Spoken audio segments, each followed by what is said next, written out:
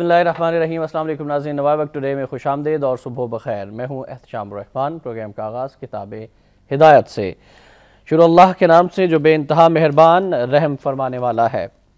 बस दिल ही दिल में उनसे खौफ करने लगे, वो बोले डरिए नहीं, और उन्होंने बशारत दी आपको एक साहिब इल्म बेटे की।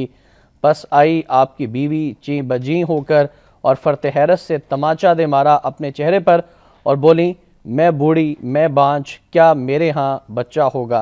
सूरह अज़्ज़ारियात की आयत नंबर 28 और 29 का तर्जुमा आपके सामने पेश किया गया। नाज़रीन, आज मंगल है 12 ज़िक़ात 1432 हिजरी 11 अक्टूबर सन 2011 है। और आज के मौजूद मेहमान का आपसे तारुफ कराए देते हैं डॉक्टर मोहम्मद अजमल न्याजी साहब। आज हमारे साथ स्टूडियोज़ में तशरीफ़ फरमाएं। डॉक्टर साहब अस्सलाम वालेकुम और खुशामदीद। वालेकुम सलाम। कैसे मिजाज हैं आप?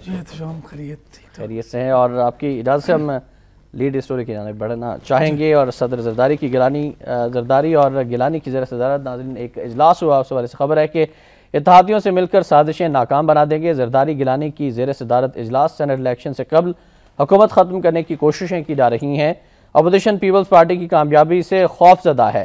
बिजली के बहरान का सहारा लेकर ताकत की सियासत नहीं करने देंगे। तवानाई का मसला मुस्तकिल बुनियाद पर हल किया जाए।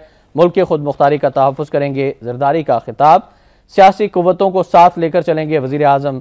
इजलास में मुस्लिम लीग नून की मुमकिना तहरीक अदम एतमाद के हवाले से हिकमत अमली पर मशावरत। अमरीकी धमकियों और दीगर अमूर पर तबादला ख्याल। हसन यार भी सदर से मिले। और बाबर रहमान कहते हैं कि सेनेट इलेक्शन रुकवाने के लिए असम्बली तहलील की तो ज़िमनी इलेक्शन कराएंगे। इस पर हम बात करेंगे मोहतरम डॉक्टर मोहम्मद अजमल न्याजी साहब से। जी डॉक्टर साहब, कौन साजिशें कर रहा है हुकूमत के खिलाफ? मुझे लगता है कि हुकूमत करना और साजिश करना एक ही चीज़ है। अच्छा, ये या साजिशें करते हैं या साजिशों को नाकाम बनाते हैं, बस ये हुकूमत रह गई है। और जमहूरियत का जो ये दौर है इसमें तो कमाल ही हो गया है। ये साजिश और हुकूमत बिल्कुल एक चीज़ बन गई है। अच्छा देखिए, मैं ये समझता हूँ कि साजिश क्या होती है। साजिश दूसरे को नाकाम बनाना होता है। और ये हुकूमत कभी किसी फौजी हुकूमत को नाकाम होने या कामयाब होने का शिकवा नहीं हुआ। ये सारे गिले शिकवे जो हैं ये जमहूरी दौर में आते हैं। तो सियासतदानों को ना सियासत करना आती है, ना इनको हुकूमत करना आती है, ना ही जमहूरियत आती है, ना जमहूरियत आती है। अच्छा, एक खबर है अजीब सी जिसमें उन्होंने कहा कि तमाम क्रिकेटर्स जो हैं वो करप्ट हैं। मैंने कहा ये ऐसे ही है जैसे तमाम सियासतदान करप्ट हैं। आप देखें कि तमाम सियासतदान, सब सियासतदान एक दूसरे को करप्ट कह रहे हैं। और मैं कहता हूँ कि यही एक बात है जो ये ठीक कह रहे हैं। अच्छा। यानी ये एक बात है जो ठीक कह रहे हैं। तो लेकिन ये नहीं पता कि ठीक कौन है। कोई ठीक नहीं है इसमें, कोई ठीक है ही नहीं। मैं समझता हूँ अगर ये ठीक हो जाए तो ये मुल्क जो है जन्नत बन जाए। ये तो रोना यही है कि ये ठीक नहीं होते हैं। अच्छा, यानी देखें कि जब भी सेनेट का इलेक्शन आता है तो मुसीबत पड़ जाती है। जितने मार्शल लॉ लगे हैं वो सेनेट के इलेक्शन से पहले लगे हैं। अब भी ये देखें, मैं एक अखबार में ये भी खबर थी, इसमें नवाब में तो नहीं है, नवाज शरीफ ने कहा है कि जो एस्टेब्लिशमेंट है अब उसको अपना किरदार अदा करना चाहिए। एस्टेब्लिशमेंट अपना किरदार अदा करे। इसी एस्टेब्लिशमेंट के किरदार को रोकने के लिए नवाज शरीफ ने सदर जरदारी की हुकूमत की हिमायत की और अब एस्टेब्लिशमेंट को दावत दे रहे हैं। अपोजिशन का ताना था और ये नूरा कुश्ते की बात अब तक जा रही है। और अब वो एस्टेब्लिशमेंट को दावत दे रहे हैं कि वो अपना किरदार अदा नहीं करेंगे तो ये मुल्क खुदा न खास्ता नहीं बचेगा।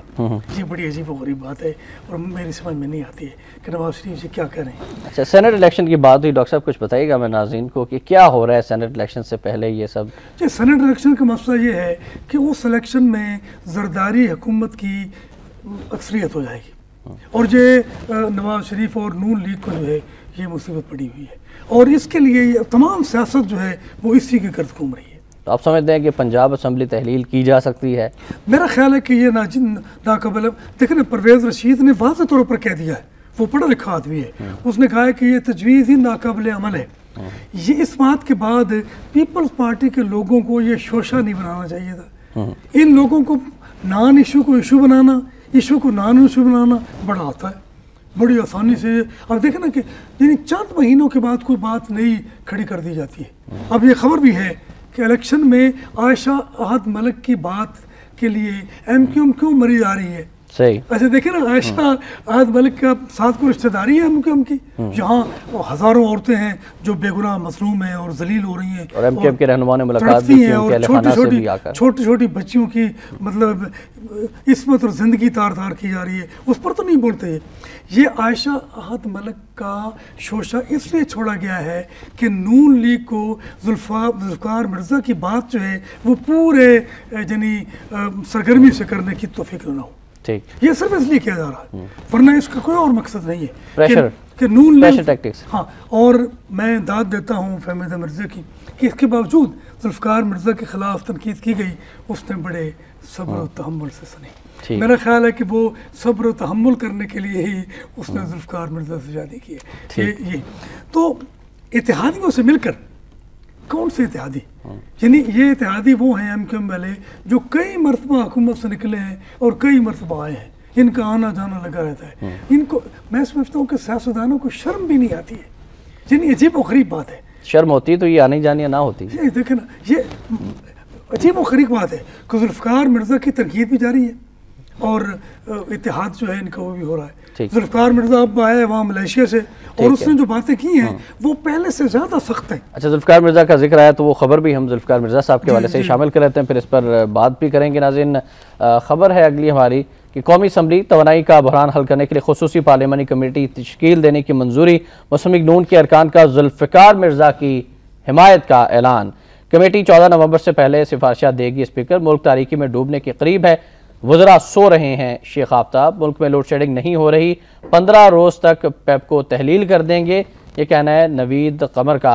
जुल्फ़िकार मिर्ज़ा ख़तरनाक हैं, 16 एमपीओ के तहत बंद किया जाए। वसीम अख्तर, कौम इल्ज़ामात की हकीकत जानना चाहती है। अरकान मुस्लिम लीग नून, 3 माह में 598 अरब रुपए का हुकूमती कर्जा तशवीशनाक है। जफ़र अली शाह। और जुल्फ़िकार मिर्ज़ा साहब के हवाले से सिंध असम्बली के हवाले से भी खबर है कि जुल्फ़िकार मिर्ज़ा का सिंध असम्बली से इस्तीफ़ा मंजूर, हामी 12 अरकान भी मुस्ताफ़ी होना चाहते हैं। साबिक वज़ीर दाखिला इस्तीफ़ा कबूल करने के लिए तमाम कानूनी तकाज़े पूरे किए। पीपल्स पार्टी ने मिर्ज़ा से लाताल्लुकी का इजहार किया है। स्पीकर सिंध असम्बली निसार खोड़ू, पीर पगारा खुर्शीद शाह से मुलाकात। सिंध धरती के गैरतमंद बेटे और बेटियाँ बल्दियाती बिल पास नहीं होने देंगे, ये कहना है डॉक्टर जुल्फ़िकार मिर्ज़ा का। जी डॉक्टर अजमल लिहाज साहब, नून लीग का ये बयान जो है मुझे अच्छा नहीं लगा कि हम जुल्फ़िकार मिर्ज़ा की हिमायत करते हैं। वो क्यों डॉक्टर? देखिए ना, जुल्फ़िकार मिर्ज़ा की अब वो हिमायत कर रहे हैं, पहले क्यों नहीं करते थे? जुल्फ़िकार मिर्ज़ा ने मुस्लिम लीग के लीडर्स के ख़िलाफ़ ऐसी ज़ुबान इस्तेमाल की है कि जो बिल्कुल नागुफ्तनी है, वो सब क्यों नहीं हिमायत की थी? यानी ये सियासत इतनी गंदी सियासत है। मैं समझता हूँ कि इसमें कोई उसूल, कोई कानून, कोई लॉजिक, कोई अखलाकियात नहीं है। यानी आप देखें कि जुल्फ़िकार मिर्ज़ा चंद दिन पहले जो दुश्मन था अब वो दोस्त हो गया। अब ये क्या है? ये कहते हैं अपना सियासत वाले कि कल के दुश्मन आज के दोस्त, आज के दोस्त कल के दुश्मन। एमकेएम कहती है कि जुल्फ़िकार मिर्ज़ा साहब को 16 एमपीओ के तहत उसी तरह बंद कर दिया जाए जिस तरह से आफाक अहमद साहब को बंद किया गया था, और फिर उन पर मुकदमा 10 साल पुराना लेकर आ गया। बंद किया गया कि उसने एमकेएम के साथ इख्तलाफ किया। अब ये कोई बात नहीं है। मैं समझता हूँ कि इख्तलाफ करना जो है वो जायज़ है, इख्तलाफ किया जा सकता है, लेकिन इख्तलाफ उसका हक है जो इतराफ़ करना भी जानता हो। यहाँ इतराफ़ नहीं होता, यहाँ अपने लीडर की तारीफ़ होती है। जी देखें, अगर तारीफ़ के वो काबिल नहीं है तो फिर भी उसकी तारीफ़ होती है, और मुखालिफ लीडर पर तनकीद होती है। अगर वो तनकीद नाजायज़ है तब भी होती है। हमें ना तारीफ़ करना आया और ना तनकीद करना आया। हमें अगर तारीफ़ करना और तनकीद करना आ जाए तो मैं समझता हूँ कि सारे मामले जो है ठीक हो जाए। अच्छा, बीबीसी ने भी मुत्तहदा कौमी मूवमेंट के हवाले से एक तबसरा किया है, वो भी मैं चाहूँगा कि शामिल करूँ, उस पर आपकी राय लूँ। मुत्तहदा कौमी मूवमेंट की जान ऐवान सदर के तोते में कैद है। बीबीसी, आफाक अहमद का कार्ड पहले ही हुकूमत के पास था। कराची पर सुप्रीम कोर्ट के फैसले ने तुर्क का पत्ता भी थमा दिया है, इस पर आप क्या कहें? इसी आफाक अहमद को जेल में मिलने के लिए गया था जुल्फ़िकार मिर्ज़ा साहब। देखिए ना, अब अजीब गरीब खिचड़ी पक रही है, और ये खिचड़ी पता नहीं किसी को खाने का मौका भी मिलेगा। और एमकेएम की हुकूमत में वापस आने के बाद ही फिर नज़रबंदी और फिर कैद। और मुझे अमीर खुसरो का एक मिसरा याद आता है कि खीर पकाई जतनों से तो चरखा दिया जला, आया कुत्ता खा गया तो बैठी ढोल बजा। तो मतलब ये है कि ये क्या खिचड़ी है भाई, जिसको खाने वाले मौजूद नहीं है, लोग भूखों मर रहे हैं और ये खिचड़ी बना रहे हैं, और यानी हवाई पुलाव, ख्याली पुलाव पका रहे हैं ये लोग। और मैं समझता हूँ कि इस तरह इस मुल्क के लोगों के साथ एक जुल्म किया जा रहा है जो बड़ी जाती है। सुप्रीम कोर्ट ऑफ पाकिस्तान के फैसले के बाद गेंद जो है वो अब ऐवान सदर के पास है, ऐवान सदर के कोर्ट में है, वफाकी हुकूमत के कोर्ट में, मैं ये आप समझते हैं कोई रेफरेंस जाएगा सुप्रीम कोर्ट ऑफ पाकिस्तान में? सुप्रीम कोर्ट का फैसला बड़ा अच्छा है, ठीक है, मगर सुप्रीम कोर्ट अगर यानी फैसला इससे ज्यादा कतई बुनियादों पर करती तो क्लियर कर दिया करती। अच्छा देखे ना, जिस तरह एपीसी की करारदाद है उसमें अमेरिका का जिक्र नहीं है। ठीक। अमेरिका के खिलाफ एपीसी हुई है और करारदाद जो है उसमें एपीसी। जुल्फ़िकार मिर्ज़ा साहब ने भी जो बयान दिया, उन्होंने कहा जी कि जमात इस्लामी जैसी जमात को ये कहना कि वो भत्ता खोरी में मुलविस है या टारगेट किलिंग में मुलविस है, ये ज्यादती है। जुल्फ़िकार मिर्ज़ा साहब का कहना है। देखा ना, अब जुल्फ़िकार मिर्ज़ा क्या कर रहा है, वो अपनी पार्टी के लोगों के खिलाफ बात कर रहा है, जमात इस्लामी के खिलाफ बात कर रहा है, नबील कबोल के खिलाफ बात कर रहा है, अल्ताफ हुसैन के खिलाफ जमात इस्लामी के तो हक में उन्होंने बात की। अल्ताफ हुसैन के खिलाफ इमरान खान ने भी बात की थी और कहा था कि लंदन में जाकर। जुल्फ़िकार मिर्ज़ा साहब ने कहा कि पीपल्स पार्टी की चेयरपर्सन मरहुमा मोहतरमा बेनज़ीर भुट्टो ने बड़ा अप्रिशिएट किया था जब इमरान खान अल्ताफ हुसैन साहब के खिलाफ लंदन की अदालतों में गए थे, और उन्होंने काफ़ी अप्रिशिएट किया था। और अब उनके पास भी 3 ब्रीफ केस तैयार हो चुके हैं अल्ताफ हुसैन साहब के खिलाफ। लेकिन उसका नतीजा क्या निकला? इमरान खान मेरे ख्याल में बहुत बेहतर आदमी है जुल्फ़िकार मिर्ज़ा से, बहादुर आदमी भी है, वफा वाला आदमी भी है और लीडर भी है। वो तो फिर वो खामोश क्यों हो गए? उससे डरते हैं ये लोग, खामोश क्यों हो गए इमरान खान साहब? खामोश क्यों? वही कहता हूँ ना कि वो खामोश हो गए तो जुल्फ़िकार मिर्ज़ा किस बात की मूली है? ये इसको तो गाजर मूली की तरह काट कर रख दें, ये लोग काट कर रख दें। बिल्कुल। कल जो मुजाहरा हुआ है एमक्यूएम का जुल्फ़िकार मिर्ज़ा के खिलाफ, तो ये क्या क्या तैयारियां हैं कि कराची में क्या होने वाला है? अगर जुल्फ़िकार मिर्ज़ा इसी मोर्चे में बैठा रहा तो फिर क्या होगा उस शहर का? उस बेवफा का शहर है और हम हैं दोस्तों। और लगता ये है कि इस शहर बेवफा में कोई सच्चा बेवफा भी नहीं है। हमें सच्चा बेवफा भी नहीं मिलता। आप वफादारों की बात करते हैं, सच्ची बेवफाई जो है उससे भी ये लोग गाफिल हैं। देखें, मैं ये कहता हूँ कि जुल्फ़िकार मिर्ज़ा साहब के लिए मेरे कबीले के सरदार शायरी के खान आज़म, मैं मुनीर नियाज़ी से मोहब्बत करता हूँ, मुझे याद आता है उसने कहा था, खिंच के मारो मिर्ज़ा तीर कोई वल आसमान। तो आसमान पर जो तीर मारा जाएगा उसका क्या होगा? न कोई जख्मी होगा न कोई शहीद होगा। और ये तीर, ये वही तीर है जो पाकिस्तान पीपल्स पार्टी के इंतखाबी निशान है। अच्छा, फिर इंतखाबी निशान कुछ और होता है और तीर कुछ और होता है। जरदारी ने भी कहा था कि देखा जो तीर खा के कमी गाह की तरफ अपने ही। तो ये तीर तो आप ही का है जो उसके हाथ में है, तो इसको खा के आपको क्या ये दुख हुआ है? या वो शेर बहुत खूबसूरत है जो मौलाना अब्दुल सत्तार खान न्याज़ी जो नवाब अख्तर मजीद दामी के बड़े दोस्तों में से, हमीद दामी के दोस्तों में से थे, वो पढ़ते थे कि इधर राज सितमगर हुनर आजमाएं तो तीर आजमाओ हम जिगर आजमाएं। तो यहाँ तो जिगर आजमाने वाले तो ख़त्म हो गए, यहाँ तीर आजमाने वाले मौजूद हैं। और तीर भी वो जो खुंडा हो गया है पंजाबी का। अच्छा। ये तीर वो है जिसकी कोई नोक नहीं है, जंग-आलूद है, जंग-आलूद हो चुका है ये तीर। ये तीर अब उस तरह काम नहीं करता। तो ये सारा खेल है जो सियासी खेल हमारे मुल्क में किया जा रहा है। और मैं ये समझता हूँ, अच्छा देखिए, इससे पहले अब सियासत हो रही है ना, यूनिफिकेशन ब्लॉक का ताहिर अली जावेद वो पंजाब असम्बली को तहलील करने की बात कर देता है। अब अंदाजा करें, अच्छा क्या ताहिर अली जावेद में इतनी हिम्मत है कि वो खुद ये बात करेगा? ताहिर अली जावेद साहब ये भी कहते हैं कि कब्ल इंतखाबात जो हैं, कब्ल अज़ वक्त इंतखाबात वक्त की अहम ज़रूरत बन चुके हैं। जी हाँ, और लेकिन कब्ल अज़ वक्त इंतखाब जो हैं वो वज़ीर आज़म नवाज शरीफ हो तो नहीं होने चाहिए। अगर बेनज़ीर भुट्टो हो या जरदारी हो तो फिर होने चाहिए। ये बड़ी अजीब व गरीब सियासत है एहतशाम। लेकिन इस वक्त आप देखें ना, मुल्क की सूरत हाल भी तो ऐसी हो चुकी है कि कोई भी इससे मुतमिन नहीं है जो सूरत हाल मुल्क के अंदर है। अब देखिए, आवाम के प्रॉब्लम्स में इजाफा ही होता जा रहा है। किससे मुतमिन है आवाम?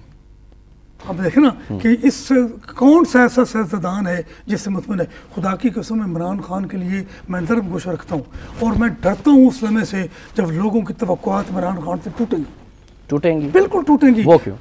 वो इसलिए कि ये इसका माजी से मैं वाकिफ़ हूँ कि ये क्या आदमी है और क्या करना चाहता है। सिर्फ इक़्तिदार हासिल करना, जिन लोगों का मुंतहा मकसूद हो, जिनकी मंजिल हो, उनसे आप क्या तवक्को रख सकते हैं? देखें ना, खा फौजी हुक्मरान हो, खा सियासी हुक्मरान हो, सारे एक जैसे हैं।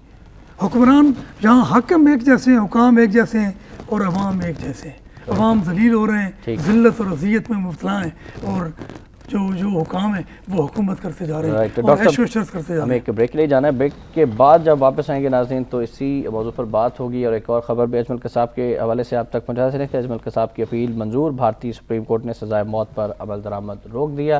ब्रेक के बाद आपकी कॉल्स भी शामिल करेंगे, आप हमारे साथ रहिएगा।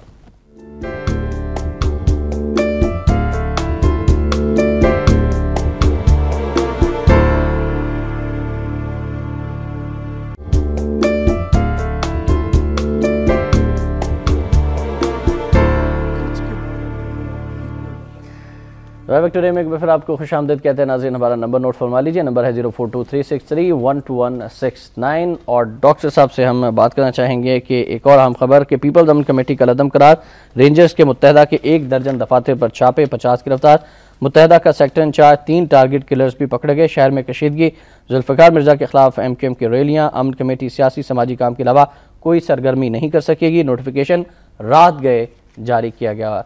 जुल्फ़िकार मिर्ज़ा साहब का एक बार फिर जिक्र, जिन्होंने कहा था कि अमन कमेटी के दफातर कायम किए जाएं, फिर रात गए कल अदम करार किसने थी? इसी हुकूमत ने बनाई थी जी। जुल्फ़िकार मिर्ज़ा साहब की सिफारिश में बनाई थी और अमन कमेटियाँ आप तहलील की जा रही हैं। देखिए ना, ये क्या सियासत क्या है, मेरे समझ में नहीं आता। और ये भी यकीनी बात है कि जुल्फ़िकार मिर्ज़ा जो है वो सदर ज़रदारी का बड़ा काबिल एतमाद दोस्त है।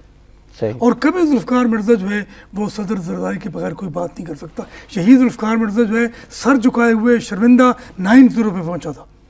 9-0 पे क्यों पहुंचा? उस वक्त कुश्त सितम तेरी खैरत को क्या हुआ, उस वक्त इसकी खैरत को क्या हुआ था। अच्छा देखें, जुल्फ़िकार मिर्ज़ा वो आदमी है ठीक कि मैं ये समझता हूँ कि उसके लिए मुझे मिर्ज़ा साहबा की स्टोरी याद आती है। अच्छा, ये मिर्ज़ा एक हथियार है ज़रदारी के हाथ में MQM के खिलाफ। देखिए, आपने कहा था कि MQM की जान जो है वाने सदर के तोते में है, तो MQM को ठीक रखने के लिए ये सियासत ज़रदारी, ये तो कभी कभी थोड़ी सी गर्दन मरोड़ दी जाती है। जवेद हाशमी ने कहा था PhD चाहिए ज़रदारी की सियासत के लिए। PhD तो सियासतदानों के लिए कोई माने नहीं, जाली डिग्री वाले लोग हैं। और डॉक्टर बाबर अवाद साहब के पास भी तो PhD। हाँ, लेकिन इनको ताक होना चाहिए बदमाशी में, गलती में, गुंडागर्दी में, जुल्म सितम में, बेअसूली में और शर्म और हया से आरी होने में। ये सियासत की बुनियाद बन चुकी है, ये सियासत की बुनियाद बन चुकी है। PhD नहीं चाहिए, इन बातों में महारत उनकी होनी चाहिए। अच्छा सर, कॉलर है हमारे साथ, पहले फिर इनकी कॉल शामिल कर लेते हैं, फिर आपसे पूछेंगे कि वजारतों का मामला सिंध में किस हद तक हल हुआ है। नजमा साहब है लाहौर से, अस्सलाम वालेकुम जी। वालेकुम सलाम। ये मैंने बात करनी थी, प्लीज मेरी बात कंप्लीट होने दीजिएगा। जी जी फरमाइए। बात कि मैं इमरान खान के हवाले से मैं उनको अच्छा लीडर समझती हूँ। तो वो नवाज शरीफ के बारे में वो ये है वो है वो है, नवाज शरीफ की उसे पता है कि मुल्क कैसे चलाना है। इमरान खान भी बहुत अच्छा लीडर है, मगर उसने माजी में क्या किया, वादे किए मैं पाकिस्तान की लड़की से शादी करूंगा, बाहर अंग्रेज से फरंगी से जाके शादी कर ली। सही। और कहने सियासत में किसके कहने पे आया, अपने ससुर के कहने पे आया। उनको जरा देखना चाहिए कि मैंने क्या वादे किए और क्या किया। और कल जो उन्होंने ये बाबर अवान और वो राजा रियाज और जो बागड़ बिल्ले बैठे हुए थे, क्या किया उन्होंने मुल्क के लिए। जी thank you very much, thank you very much Najma sahab. ये आपकी जाती रहे। ख्वाजा अंजुम साहब भी हैं कराची से। जी अस्सलाम वालेकुम। जी सर, बात यह है कि मुल्क के वसी तर मफाद के लिए काफ लीग और MQM हुकूमत में शामिल हो गए हैं। आपने देखा होगा कि जिस वक्त हुकूमत में शामिल हो गए हैं, हमारी लोड शेडिंग मुकम्मल खत्म हो गई है, दूध और शहद की नहरें बह रही हैं, हम IMF के कर्जे से आजाद हो गए हैं। शोरश काश्मीरी ने क्या खूब कहा था, खैरत का नाम जुनू रख दिया, जुनू का नाम खैरत, जो चाहे आपकी हुस्ने किरशमा साज करे।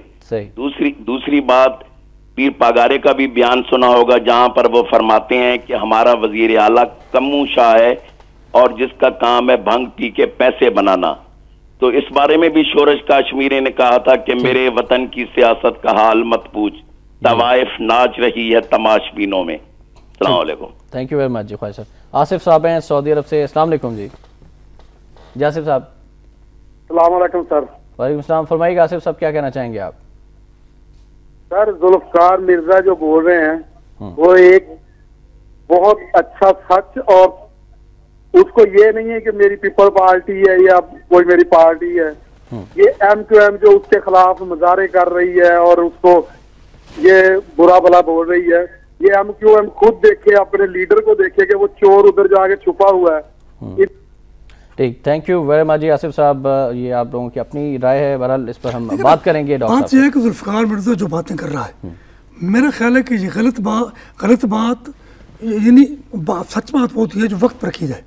यानी गलत बात अगर आप वक्त पर नहीं करते, सच्ची बात जो है वक्त पर नहीं करते, तो उनको उसके मानी खत्म हो जाते हैं। पर वक्त नहीं, कबल वक्त बात या बाद वक्त बात जो है उसका कोई माने नहीं बनता। लेकिन उन्होंने माफी भी तो मांगी कि मैं 3 साल तक हुकूमत कैसा रहा, ये मेरी गलती थी, मैं माफी मांगता हूँ। नहीं जी, माफी मांगने की बात अजीब है यार।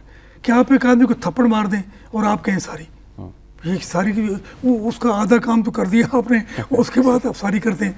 देखिए, जुल्फ़िकार मिर्ज़ा की बातों पर तवज्जो ज़रूर देनी चाहिए कि वो जो बातें कर रहे हैं वो उतनी गलत भी नहीं है, उनकी बातें अपनी पार्टी के लोगों के बारे में भी हैं।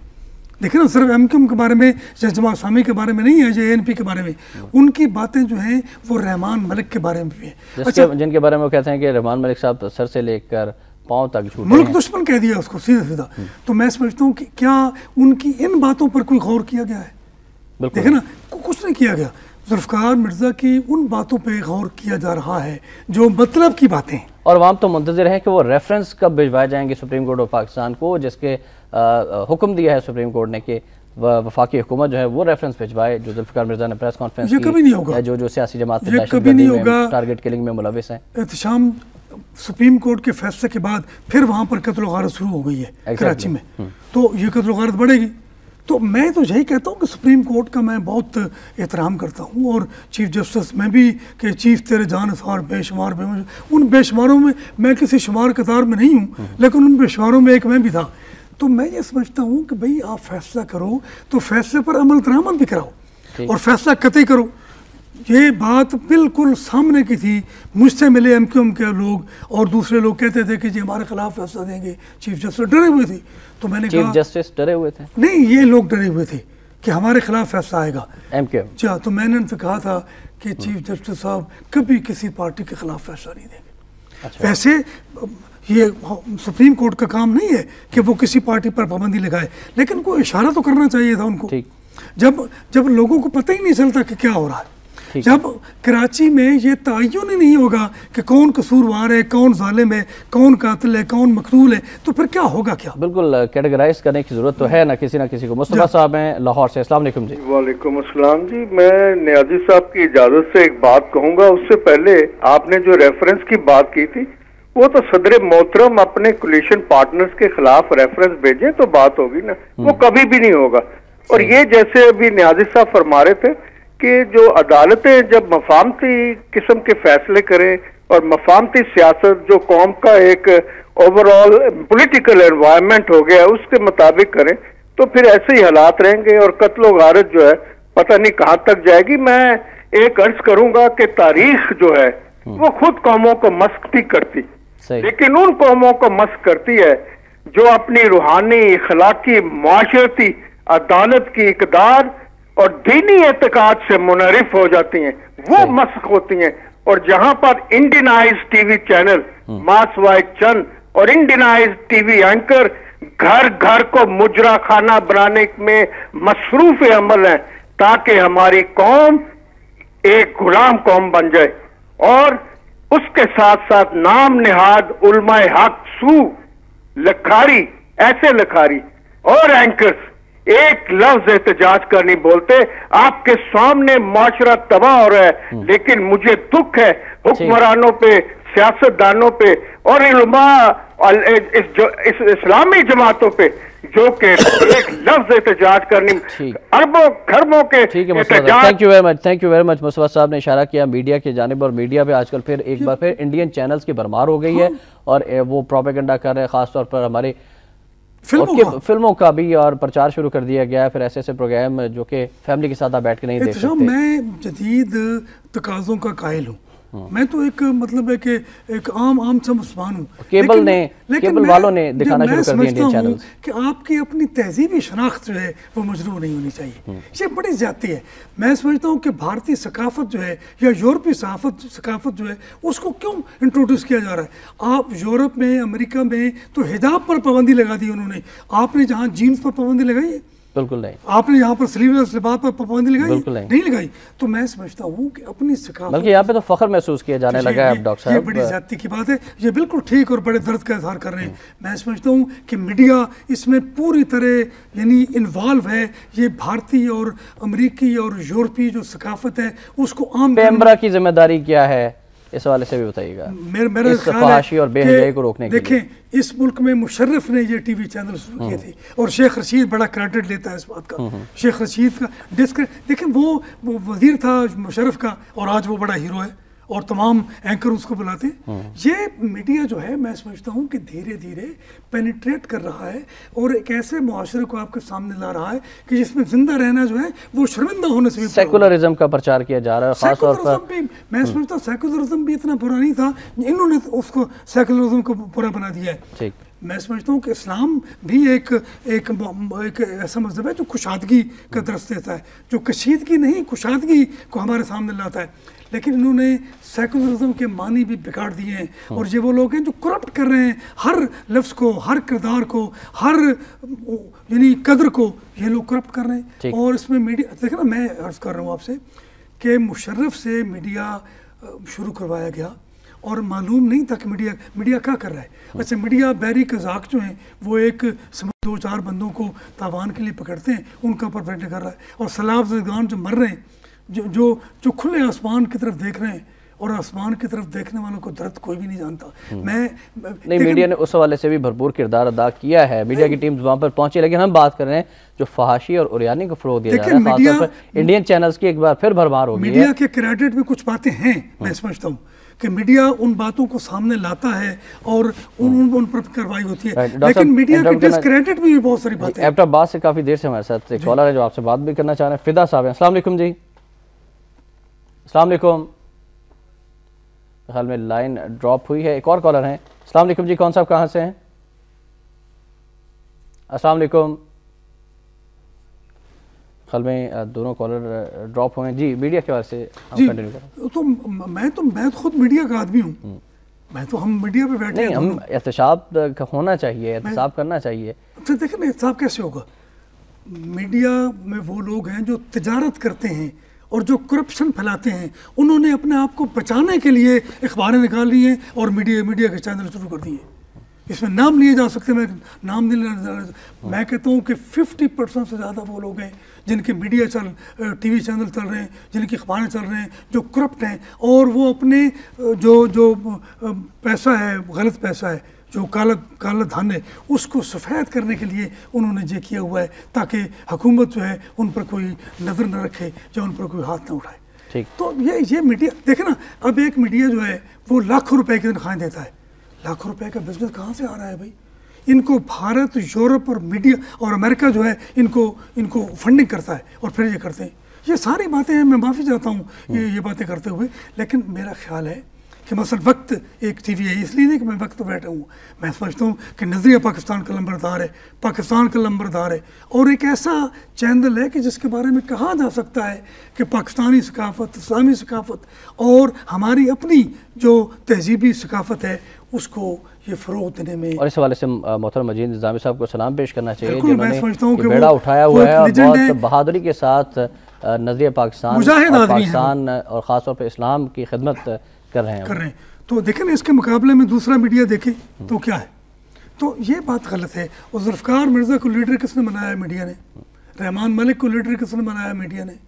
अच्छा, अल्ताफ़ हुसैन जो है वो, मैं ये बात माफ़ी चाहता हूँ, वो छींक भी मारे तो उसकी खबर भी आ जाती है। तो ये कैसे आती है? सही। देखें ना, मीडिया की अपनी मजबूरियाँ हैं और वो मजबूरियाँ क्या हैं? सियासतदानों की अपनी मजबूरियाँ हैं, वो मजबूरियाँ क्या हैं हम जानते हैं। फिर आजकल ये भी अब मजबूरी और जबर में फ़र्क जो है वो मिट गया है। ठीक, कि जबर क्या है और मजबूरी क्या है, इसमें कोई फ़र्क नज़र नहीं आता। जबर और मजबूरी में कोई फ़र्क नहीं रहा, फ़र्क मिट गया है। राजनीतिक गुफ्तगू आपने मुलाज़ा फरमाई। यकीनन मीडिया को भी अपने एहतसाब की ज़रूरत है। और अब बढ़ेंगे आज के नवाए वक्त कॉलम की जानिब।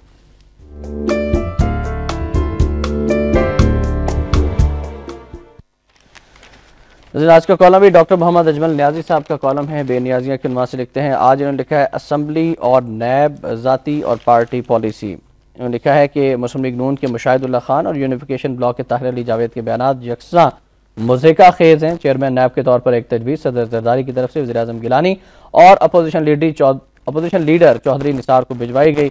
इससे पहले किसी पोस्टिंग के लिए किसी से पूछा ही नहीं जाता था।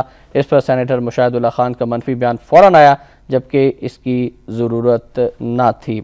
आगे लिखते हैं कि हमारी सियासी तारीख़ में अच्छी रिवायात कब परवान चढ़ेंगी। 18वीं तरमीम पर सियासतदान इकट्ठे हो गए। फिर शहबाज शरीफ ने NFC अवार्ड पर दूसरे सूमों के लिए मुफाहमत का रवैया अख्तियार किया। APC की करारदाद पर नवाज शरीफ ने दस्तखतों के दूसरे दिन ही प्रेस कॉन्फ्रेंस में पीपल्स पार्टी पर इल्ज़ामात की बौछार कर दी। इसके बावजूद फ्रेंडली अपोजिशन और सियासी नूरा कुश्ती की बातें अभी तक हो रही हैं। इन सब मामलात के बावजूद सब सियासतदान एक दूसरे के रूबरू बैठकर मुफाहमत करते हैं और दूबदू होकर मुखालफत भी करते हैं। मजीद गुफ्तगू भी हम करेंगे डॉक्टर साहब से अब इनके कॉलम के हवाले से। जी डॉक्टर, अब ताहिर जावेद ने जो बयान दिया है, क्या ये बयान है? ताहिर जावेद की औकात क्या है? यूनिफिकेशन ब्लॉक के ही एजाज शफी ने उनकी तरदीद कर दी है। अब देखें ना कि उस पीपल्स पार्टी की तरदीदें बाद में शुरू हुई हैं, हालांकि मैं समझता हूँ कि परवेज़ रशीद ने कह दिया है कि ये तजवीज़ नाकाबिल अमल है, तो उसके बाद इसको इशू बनाना जो है क्या ये ज़रूरी है? डॉक्टर बाबर अवान मेरे दोस्तों में से भी हैं, मैं उनसे पूछता हूँ कि क्या मुस्लिम लीग नून की हर बात का जवाब देना ज़रूरी है? अब ये क्या सियासत है? यानी एक बात को इशू बना देना और फिर उस इशू पर प्रेस कॉन्फ्रेंस करते रहना और लोगों के लिए अंधेरा और अंधेर नगरी जो है वो फैलाते चले जाना, ये क्या सियासत है? ये तो अवामी सियासत नहीं है, ये तो हुकामी सियासत है और हुकाम जो है सियासत कर रहे हैं। अब देखें ना, आप इस चैनल पर बैठे हैं और मैं आपको देखता भी हूँ, आप बताएं कि आज तक क्या सियासत इस बात पर हुई है कि अवाम की कोई बहबूद की जाए, उनके लिए सिर्फ और सिर्फ अपनी कुर्सी की? ऐसा लगता है कि कुर्सी को बचाने और आइंदा आने वाले दिनों में फिर कुर्सी पर अपना कब्जा बरकरार रखने की सियासत जारी है। इस समय ताहिर जावेद जो है और एजाज शफी दोनों चौधरी परवेज़ इलाही के वजीर थे और अब वो नून लीग के बड़े काबिल एतबार लोग हैं। अच्छा, लोटे वजीर जी देखे ना, मैं नवाज शरीफ साहब की पॉलिसी इस वाले से काफ़ी सख्त है, लेकिन यूनिफिकेशन ब्लॉक की वजह से उनके आस्तीन पर भी एक दाग दिखाई देता है। अगर मजीद निज़ामी की ये बात तस्लीम कर ली जाती कि मुस्लिम लीगों को मुतहद कर दिया जाए और नवाज शरीफ अपनी अना को थोड़ा सा इस्तिक़नाम में बदलते और चौधरियों के साथ कोई मुफाहमत करने की कोशिश करते। जरदारी ने तो मुफाहमत कर ली, जरदारी ने काफ लीग को कातिल लीग कहा था और अब देखिए अब क्या है। और अब तो परवेज़ इलाही साहब कहते हैं कि हम आइंदा इलेक्शन भी पीपल्स पार्टी के साथ लड़ेंगे, हमने तय कर लिया है। तो फिर क्या किया था? परवेज़ इलाही ने कौन सा ऐसा कसूर कर दिया था? देखे ना, जनरल ज़िया ने वज़ीर आला बनाया नवाज शरीफ को, जनरल मुशर्रफ ने वज़ीर आला बनाया परवेज़ इलाही को, तो दोनों में क्या फ़र्क है? वे दोनों मिल बैठते कहते हैं जी पिछली बातें जो हैं उनको दफ़ा करो और नए सफ़र का आगाज़ करो और उस मुस्लिम लीग को फ़रोग़ देने की कोशिश करो जो क़ायद आज़म की मुस्लिम लीग थी, जो पाकिस्तान की खारिज थी। अच्छा, ये सुनने में आ रहा है कि अवामी मुस्लिम लीग के सरबराह जनाब शेख रशीद अहमद साहब के मुस्लिम लीग नून से राब्ते हैं, उनको कुछ मनाने की भी कोशिशें की जा रही हैं, कुछ खुद भी उन्होंने इंटरेस्ट भी शो किया है, APC में बातें मुलाकात भी हुई थी उनकी, दोनों मुस्कुराहटों के तबादले भी और सारा कुछ भी शेख रशीद के साथ नवाज शरीफ करेंगे। लेकिन देखें, मैं समझता हूँ जो आदमी इख्तलाफ करता है तो उसको इख्तलाफ करने का हक है यार। ठीक, पार्टी के अंदर इख्तलाफ को सहना जो है ये लीडर का काम है, मगर ऐसा नहीं होता। ये कभी हुआ ही नहीं कि पार्टी के अंदर मैं समझता हूँ किसी इख्तलाफ को 18वीं तरमीम क्या है उस पर नवाज शरीफ ने खैबर पख्तूनख्वा को भी तस्लीम कर लिया, इसलिए कि पार्टी लीडर को पार्टी डिक्टेटर बना दिया गया था। तो जब इस तरह के मफादात साझे होते हैं तो ये इकट्ठे हो जाते हैं। शेख रशीद साहब के बारे में आप समझते हैं कि आइंदा आने वाले दिनों में मुस्लिम लीग नून का हिस्सा होंगे?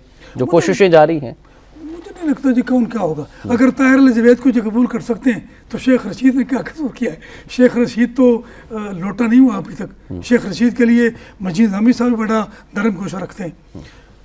तो मेरे ख्याल में यानी हमारे लीडर जो हैं वो डिक्टेटर हैं, ये डिक्टेटरों के ख़िलाफ़ हैं और ख़ुद इनके अंदर डिक्टेटर है। मैं कई दफ़ा आपके सामने ये जुमला भी कह चुका हूँ कि हमारे जर्नैल जो हैं वो सियासतदान बनने की कोशिश करते हैं और हमारे सियासतदान जो हैं वो जर्नैल बनने की कोशिश करते हैं और दोनों नाकाम होते हैं, दोनों बदनाम होते हैं। ठीक, तो सियासत को कोई और पैटर्न देना चाहिए, पाकिस्तानी सियासत होनी चाहिए, क़ायद आज़म की सियासत होनी चाहिए कि जो बासूल आदमी था और उसके सामने थर थर काँपते थे अंग्रेज़ भी और हिंदू भी। आखिर वो क्या था? उसकी 2 आँखें थी और 2 कान थे और 1 ज़ुबान थी, लेकिन वो असूल का आदमी था, वो इखलाकियात का आदमी था, वो मुताले का आदमी था। और अगर हम अमेरिका की बात करें तो क़ायद आज़म ने जो प्राइम मिनिस्टर को पहला हुक्म दिया था वो यही था कि हमारे इर्द गिर्द अमरीकी दोस्त नज़र आ रहे हैं, लेकिन बी अवेयर, आप अपने अमरीकी दोस्तों से दूर रहें। लेकिन अब हम देखें कि हम अमेरिका की कुर्बत में कितने आगे जा चुके हैं, करीब जा चुके हैं, बल्कि अनकरीब जा चुके हैं और जाहिर है कि अब कोई छुटकारा नहीं है। आप देखें अमेरिका इतना पेनिट्रेट कर चुका है पाकिस्तान में कि जिसका अंदाज़ा ही नहीं है। अब अमेरिका को निकालना चाहे पाकिस्तान से तब भी निकाल नहीं सकते। यहाँ ये मदंग चौक में जो रेमंड डेविस है वो 2 पाकिस्तानियों को कत्ल कर देता है और शर्म नहीं आती सियासतदानों को कि उस कातिल को कि वो कातिल जो है उसको बाकायदा प्रोटोकॉल के साथ वो अमेरिका भेज देते हैं। अच्छा देखिए, अमेरिका में ये एक पिटाई की है, एक अमेरिकी की सिर्फ पिटाई की है और अमेरिकी अदालत जो सजा देगी रेमंड डेविस को वो दुनिया के सामने आ जाएगा और हमारे सामने भी आ जाएगा। और मैं देखिए एक बात कि न सिर्फ हुकूमत बल्कि अदालत को भी करप्ट करने की कोशिश की जा रही है और रेमंड डेविस को अदालती फैसले की आड़ में रिहा कराया गया और उसको भेजा गया। अब तो नवाज शरीफ अब कहते हैं, एक अखबार में खबर छपी है कि रेमंड डेविस पर हम स्टैंड ले लेते तो शायद ये सूरत हाल न होती। तो मैं पूछता हूँ कि एक बयान नवाज शरीफ का रेमंड डेविस के लिए दिखवा दिया जाए तो फिर जाहिर है कि कोई बयान नहीं आया। बिल्कुल सही आपने एनालाइज किया है और नाज़रीन कॉलम जरूर पढ़िएगा डॉक्टर साहब का। बढ़ते हैं आज के नवाब। अच्छा एक बात इसमें जो गवर्नर पंजाब है उसने कहा जी कि जब मेरे पास तजवीज़ आएगी तो मैं आईनी फैसला करूंगा और मैं आइन की पासदारी का हल्फ उठा चुका हूं। तो यहाँ हल्फ कौन कौन उठा चुका है भाई? जर्नैल भी, सियासतदान भी, अफसरान भी। किस आदमी ने हल्फ की पासदारी की है? खुदा की कसम एहतशाम, जितनी तौहीन हल्फ की इस ज़मीन पर हुई है वो कहीं नहीं हुई है। और इस बयान देने से पहले गवर्नर पंजाब ने टोपी पहनकर एक ख़वातीन की स्पोर्ट्स तकरीब में बाकायदा कराटे का माहिराना मुजाहरा किया और उनको बड़ा मज़ा आया कि ये औरतों के सामने मुजाहरा था और औरतों को भी मज़ा आया। औरतों को ज़्यादा मज़ा आता अगर उन्होंने टोपी न पहनी होती। ठीक, राइट। और नाज़रीन कॉलम ज़रूर पढ़िएगा और नवाब इक़्तिदारी की जानिब बढ़ते हैं।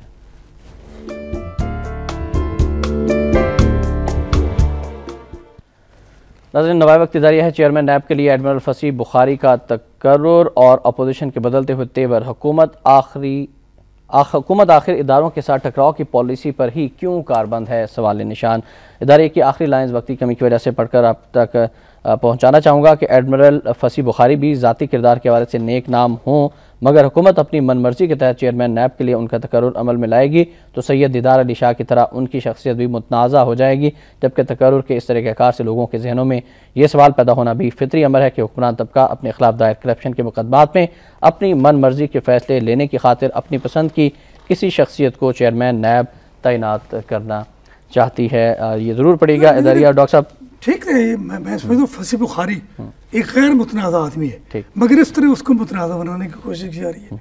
अब देखें ना, इस मुल्क में जो मुतनाज़ा चीज़ें हैं उनको गैर मुतनाज़ा बनाया जा रहा है और जो गैर मुतनाज़ा हैं उनको मुतनाज़ा बनाने की कोशिश की जा रही है। और देखिए मेरे ख्याल में अगर जरदारी एक ऐसे आदमी को नामजद कर दे जिस पर सब मुतफिक हो तो इसमें क्या हर्ज है? आखिर क्यों ऐसा होता है कि वो जिस आदमी को नामजद करता है उस पर इतराज़ कर दिया जाता है? तो नून लीग को भी सोचना चाहिए कि वो ऐसा ना करे। देखिए एक बात सिर्फ एहतशाम वक्त का कभी भी है कि मुशाहिदुल्लाह खान ने जो मंसूरुल हक का स्कैंडल था वो फसी बुखारी के ज़िम्मे लगा दिया है। अब भाई जिस बात का पता नहीं है आपको, आप उसका क्यों बयान देते हैं? इसी नून लीग के अजाज अमीर ने तरदीद की है मुशाहिदुल्लाह खान की। और खुदा की कसम अगर मुशाहिदुल्लाह खान को भी सदर जरदारी नामजद कर दे तो मुशाहिदुल्लाह खान खुद जो है वो अपने खिलाफ बयान देगा। मुशाहिदुल्लाह साहब ने एक्सक्यूज भी किया है तमाम अपने बयान के हवाले से। राइट डॉक्टर साहब, ये कोई माफ़ी नहीं है। ठीक है, थैंक यू वेरी मच। इंशाल्लाह अगले निश्चित में बात होगी। इंतहाई माज़रत के साथ हम आपसे शुक्रिया अदा करना चाहेंगे। नाज़रीन आखिर में फरमाने कायद आज़म रहमतुल्लाह अलैह खुतबा सदारत दस्तूर साज़ असम्बली सन 1947 को कायद ने फरमाया था कि अगर हम इस अजीम ममलिकत पाकिस्तान को खुश और खुशहाल बनाना चाहते हैं तो हमें अपनी पूरी तवज्जो लोगों और बिलखसूस गरीब तबके की फलाह बहबूद पर मरकूज़ करनी पड़ेगी। इस पर ज़रूर गौर कीजिएगा। एहतशाम रहमान को नवाब टुडे से इजाज़त दीजिए। अल्लाह हाफ़िज़।